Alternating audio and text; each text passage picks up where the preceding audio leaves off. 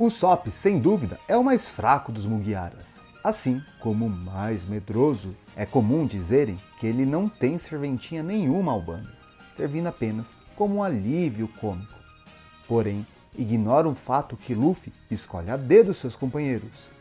E o rei dos mentirosos, o rei dos atiradores, tem um posto bem definido no bando. E no vídeo de hoje, nós faremos uma análise de quais são as reais importâncias e significado da presença do Usopp no bando. Já logo destaco que nós temos dois tipos de inteligência que podemos ressaltar nesse Mugiwara, que é a inteligência interpessoal e a linguística. No entanto, antes de continuar a chamada, eu sou André Gussi e esse é o Entreter e Conhecer. E após a vinheta, vamos para o conteúdo de hoje?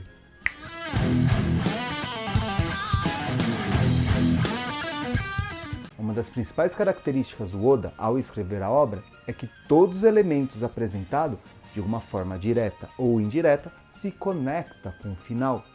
Logo, o Usopp entra no bando quase no início da jornada, tendo muita história contada sobre ele. Portanto, eu não acredito que o Oda irá desperdiçar todo esse tempo de tela ou de leitura do Usopp. Acredito eu que ele terá uma importância, um significado muito grande para a conquista do Luffy. Apesar do medo e da covardia dele, em alguns momentos ele já mostrou que é capaz de superar essa situação e enfrentar alguns inimigos mais fracos. No entanto, eu sei que muitos nutrem um rancor desse personagem, sendo que quase descartável para eles.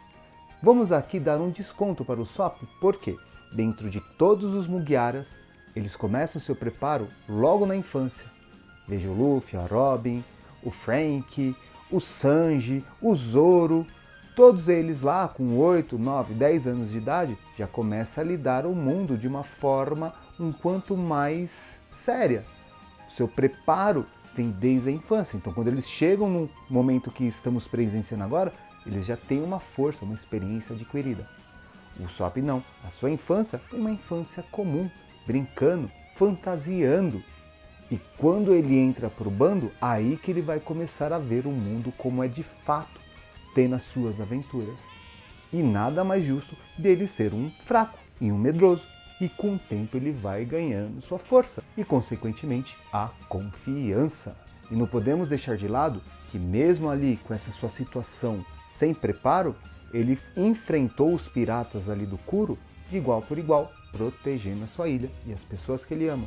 Não por menos que o Luffy e o Zoro viram e reconheceram e o convidaram para fazer parte dessa jornada.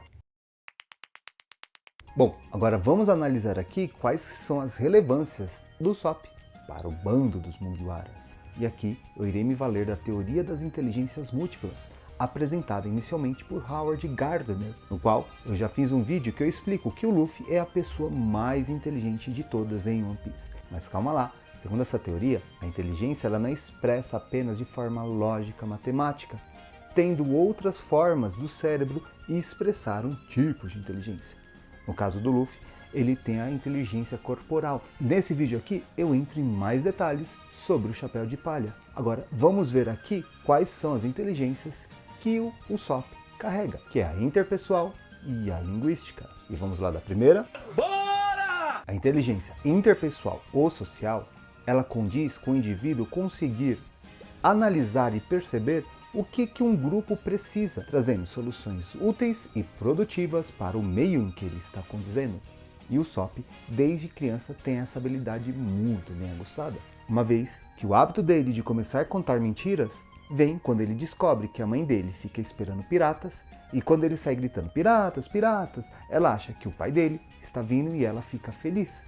Tudo bem que ele passa aqui um pouco dos limites com a mentira e vive de uma forma assim fantasiosa, atrapalhando o rendimento muitas vezes, principalmente da ilha. Há também de destacar o papel que ele tem com a Kaia, pois essa é sempre solitária e triste, e o momento que ela ficava animada era quando o Usopp contava as histórias deles. Tudo bem, que imaginárias. Daí, sendo mais um reforço para as mentiras inabaláveis dele. E depois que ele entra no bando, ele percebe que essas histórias de carochinha dele não colam muito bem. E ele logo começa a fazer aquilo que o navio precisa, sendo um faz-tudo. Tanto que o Merry, os principais reparos quem fazia e comandava era ele. não por menos que ele pega um apreço muito grande por esse navio. Aqui eu tenho que fazer um parênteses devido à coragem dele. Por quê? É fácil você enfrentar um inimigo, mas contradizer um amigo, como ele fez com o Luffy para garantir a segurança do Merry, não é qualquer um que o tem. Não por menos que o Luffy admirou e aceitou esse embate. E aqui se relaciona com outro ponto da filosofia de One Piece e o estoicismo, no qual eu já fiz um vídeo onde eu analiso mais profundamente essa relação. Fica o card aqui e o link nas descrições. É claro! Outro aspecto da inteligência interpessoal do Sop é a relação, o acolhimento que ele tem com o Chopper, ajudando essa rena, ou guaxinim, seja lá como você queira chamar, a se adaptar à vida fora de Drum. E lógico, não podemos esquecer os embates que ele teve com a Sugar lá em Dressrosa.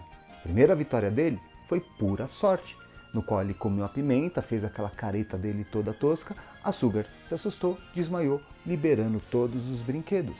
No entanto, no segundo embate, ele pede para um amigo do Kimenyon faça a escultura da cara dele, fazendo aquela careta, coloca isso dentro de uma planta, mira a quilômetros de distância e solta, fazendo chegar perto da Sugar, desabrochando a sua cara. E essa se assustando mais uma vez e libertando os brinquedos.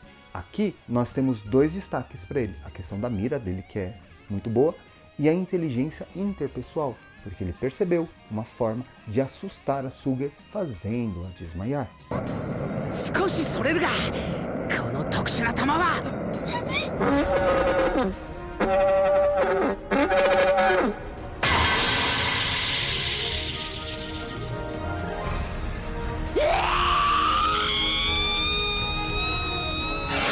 E agora, eu quero destacar a segunda inteligência dele, que é a inteligência linguística, que é a inteligência que envolve todas as capacidades relacionadas com a linguagem humana.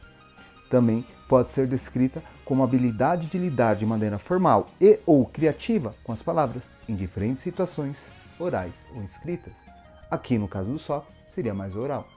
Por quê? Ao fato dele contar as mentiras deles, ele sempre envolve os demais. Tudo bem, quando ele exagera um pouco, acaba dando ruim, mas de uma forma geral, ele consegue prender as pessoas. E sem contar, sempre que o medo, a covardia dele fica mais forte, ele foge da batalha, ele começa a fantasiar como seria se ele não lutasse. Eles iam perder, todo mundo ia ser aprisionado, ou uma consequência drástica ia acontecer. E depois dessa história criada na cabeça dele, ele toma coragem e volta para enfrentar a situação, resolvendo o problema. Nós temos dois exemplos aqui. O primeiro, em Arlong Park, quando ele está fugindo do Homem-Peixe, ele tem um devaneio desse, ele volta, enfrenta o seu oponente, vencendo a parada. E o segundo, em Dressrosa, quando ele vê que a Robin e os Tontatas lá perderam a batalha, ele começa a fugir, em seguida ele tem mais uma vez essas fantasias doidas deles e volta para enfrentar a Sugar. Tudo bem que ele teve uma pitadinha de sorte, mas aí já é outra história. Sem contar que, para mim, no final de One Piece, vai mostrar que o Usopp está contando todas as aventuras que ele teve junto dos Mugiaras para um grupo de pessoas ou crianças lá no futuro. E aí, você acha que é válida essa teoria? Se você curte esse tipo de reflexão, super indico você assistir esses dois vídeos que eu já comentei, no qual eu falo da inteligência do Luffy, ou mesmo a filosofia do estoicismo presente no Chapéu de Palha, ou também eu tenho uma análise mais aprofundada sobre a grande inspiração de Usopp, que é o Isopo, um escritor de muito renome grego.